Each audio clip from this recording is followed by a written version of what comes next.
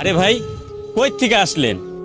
আরে ভাই, বাড়িতে এসি লাগাইছি তো, এই কারণে এসির বিলটা দিয়াইতে যাইতাছি। ব্যাংকে থেকে টাকা উঠাই আনলাম। এসি লাগাইছেন, কিন্তু আপনাদের বাসায় যে ফ্যানের শব্দটা দিত, ওই শব্দটা এখনো তো আমাদের বাসা থেকে শোনা যায়। আরে ভাই, ওই ফ্যানের শব্দের কথা বলতাছেন? ওটা তো আমার মায়ের রুমের ফ্যানের শব্দ। আর আমি এসি তো লাগাইছি আমার বউর রুমে। আমার বউর এই গরমে অনেক কষ্ট হয়, এসি ছাড়া ঘুমাইতেই পারে না। কি বলেন ভাই? বউ রুমে এসি লাগাইছেন, মার রুমে লাগান নাই?